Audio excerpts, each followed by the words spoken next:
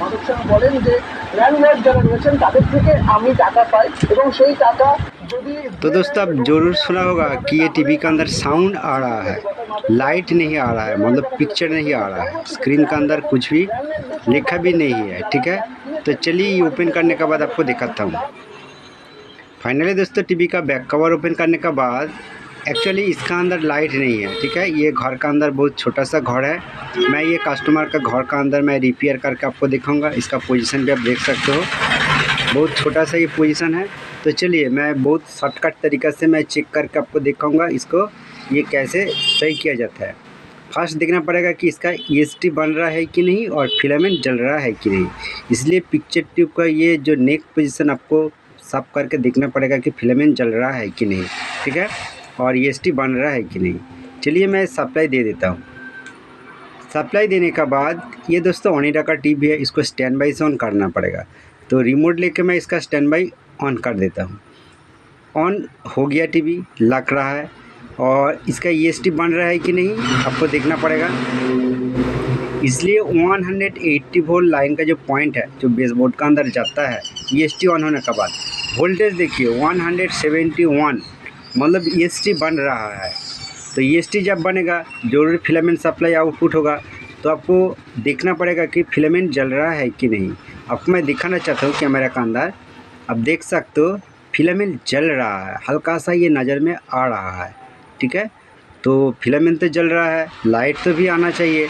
तो इसलिए दोबारा एक बार वोल्टेज भी कंफर्म करके देखना पड़ेगा कि फिलामेंट। देखिए दोस्तों फिर भी ऑफ हो गया, मतलब ये लूज़ कॉन्टैक्ट हो सकता है। तो क्या लूज़ कॉन्टैक्ट हो सकता है? Filament supply.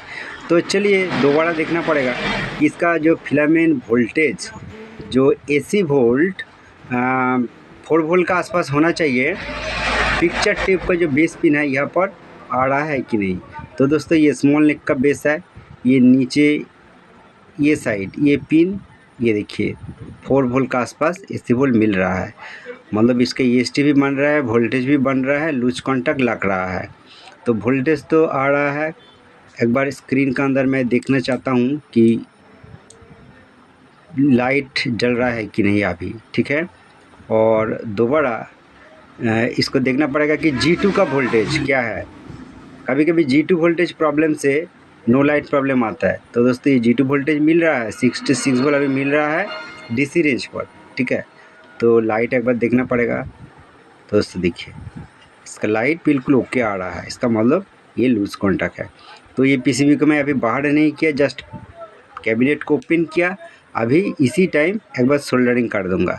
जो बेस है, बेस पिन को अच्छा तरीके से मैं सोल्डरिंग कर दूंगा। तो चलिए मैं सोल्डरिंग करने के बाद आपको दिखाता हूँ। तो दोस्तों मैं ये आयरन से पहले एक बार सोल्डरिंग किया, अभी इसी टाइम आपको दिखाना चाहता हूँ। ये जो बेस पिन है, ये पिन को अलग अलग मैं सोल्डरिंग कर देता हूँ। मैं अलग सा रंग लगा के मैं सोल्डरिंग किया, तब भी आपको दिखाना चाहता हूँ। इसी तरह मैं सोल्डरिंग कर दिया। सोल्डरिंग करने के बाद तो दोस्तों सप्लाई देके देखना पड़ेगा कि दोबारा इसका लाइट आता है कि नहीं। ठीक है, स्टैंड बाई से मैं ऑन कर देता हूँ। ऑन करने के बाद एक बार देखना पड़ेगा कि फिलामेंट जल रहा है कि नहीं। पर दोस्तों इसका फिलामेंट जल रहा है, बट कैमरा का अंदर क्लियर नहीं आ रहा है। तो कभी कभी कुछ पिक्चर ट्यूब के अंदर इस तरह आसानी से लाइट दिखा नहीं जाता है हर टाइम। तो ठीक है, कोई बात नहीं, एक बार स्क्रीन देखना पड़ेगा। देखिए ब्लू लाइट ओके आ रहा है। थैंक यू दोस्तों ये वीडियो फुल वॉच करने के लिए।